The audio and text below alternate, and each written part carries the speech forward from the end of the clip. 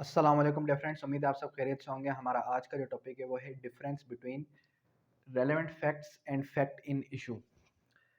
सबसे पहले हम जो है रेलेवेंट फैक्ट को डिस्कस करेंगे, उसके बाद हम जो है फैक्ट इन इशू को डिस्कस करेंगे। देखें, रेलेवेंट फैक्ट वो वाले फैक्ट्स होते हैं, वो हकाइक होते हैं जो कि आपके रिलेट करें किसके साथ, फैक्ट इन इशू के साथ, जो कि आपके कनेक्टिविटी हो किसके साथ, फैक्ट इन इशू के साथ। मिसाल के तौर पे अगर कोई भी शख्स प्रिपरेशन करता है, अब ये जो उसकी प्रिपरेशन है या जो उसका मोटिव है वो क्या कहलाएगा, वो कहलाएगा रेलेवेंट फैक्ट। किस तरीके से, लेट सपोज के ए जो है बी का मर्डर करता है। अब ए ने जो बी का मर्डर किया वो क्या था, वो था फैक्ट इन इशू, असल मसला, असल बात। अब यहाँ पर ए को देखा गया खून वाले चाकू के साथ, ए को देखा गया उस पॉइंट से भागते हुए जहां पर उसने बी को मारा, या फिर ए को जो है वो चाकू खरीदते हुए देखा गया जिस चाकू से बी की मौत हुई।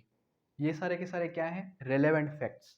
वो वाले फैक्ट्स जो कि रेलेवेंट हैं किसके साथ, फैक्ट इन इशू के साथ।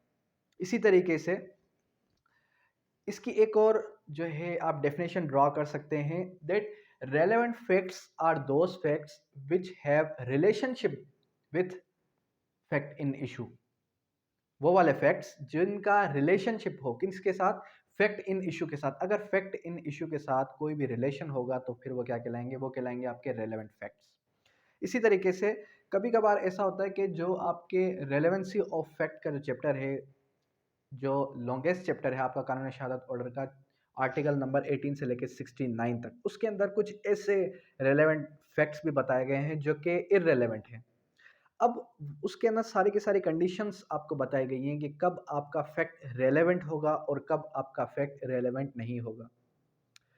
अब मिसाल के तौर पे लेट सपोज कि अगर जो है कोर्ट में ड्यूरिंग प्रोसीडिंग किसी विटनेस से ये पूछ लिया जाए कि आप बताएं कि ये शख्स उस वक्त, जिस वक्त बी का मर्डर हुआ, उस वक्त ये शख्स कहाँ था। वो कहता है ये शख्स तो मेरे साथ था, या ये शख्स तो कहीं और था। अब देखें, कोर्ट ने उससे पूछी कुछ और बात और वह बता कुछ और रहा है। इट मीन्स के वो क्या कर रहा है, इट मीन्स के वो इररेलेवेंट फैक्ट्स बता रहा है, and irrelevant facts need not to be proved. ये हमने डिस्कस किया रेलेवेंट फैक्ट। अब कभी कभी ऐसा होता है कि कोर्ट के अंदर आपके जो रेलेवेंट फैक्ट्स हैं वो जो है अगर रिलेट नहीं करते आपके फैक्ट इन इशू के साथ तो फिर वो हो जाएंगे इररेलेवेंट। अब बात करते हैं फैक्ट इन इशू की। फैक्ट इन इशू क्या होता है, fact in issue those facts which are in issue, those facts which are in issue, वो हकायक जो कि एक्चुअली इन इशू में है।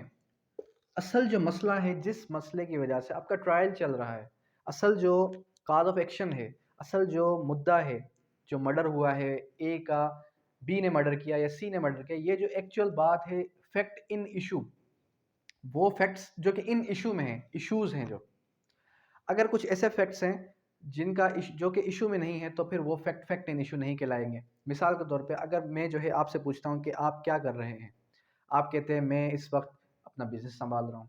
आप कहते हैं इस वक्त मेरा बिजनेस जो है वो न्यूयॉर्क में भी चल रहा है। अब यहाँ पर क्या हुआ, आपने जब मुझे ये कहा कि मेरा बिजनेस न्यूयॉर्क में चल रहा है, तो मैं आपसे कहता हूँ कि मैं इस बात को नहीं मानता। अब हम दोनों के बीच में बहस छिड़ गई इस बात पे। आप कहते हैं कि है, मैं कहता हूँ नहीं है। अब ये जो बात है, जिस बात पे हमारी बहस छिड़ी, ये क्या कहलाएगा, ये कहलाएगा फैक्ट इन इशू।